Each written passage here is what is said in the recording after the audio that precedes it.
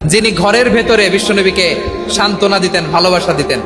বাইরে গেলে কোরাইশরা বকাঝকা করে, অত্যাচার করে, কিন্তু আম্মাজান খাদিজা রাদিয়াল্লাহু তাআলা আনহা ঘরটারে এমন শান্তির নীড় বানায় রেখেছেন, এই ঘরের ভিতরে ঢুকলে বিশ্বনবীর কলিজাটা ঠান্ডা হয়ে যেত।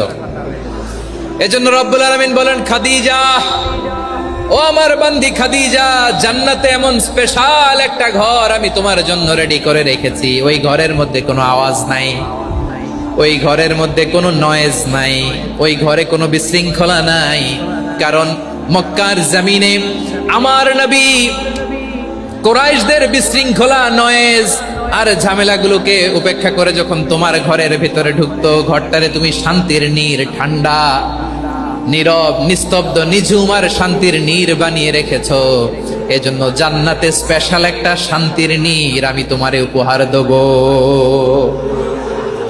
ওই প্রিয়তমা স্ত্রী খাদিজা ইন্তেকাল করলেন, বিশ্বনবীর হৃদয় ভেঙে খান খান।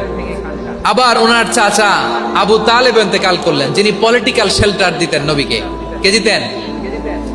আবু তালেবের ভয়ে, বিশ্বনবীর এই চাচার ভয়ে কোনো মুশরিক নবীর গায়ে হাত দেওয়ার সাহস পায় নাই।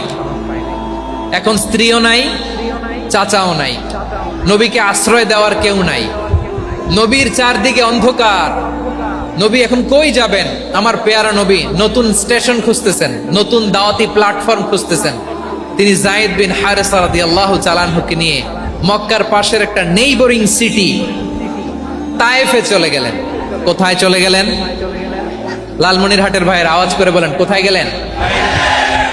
তায়েফে চলে গেলেন দিনের দাওয়াত দেওয়ার জন্য। কি দেওয়ার জন্য? নাকি জমি কিনতে গেছিলেন?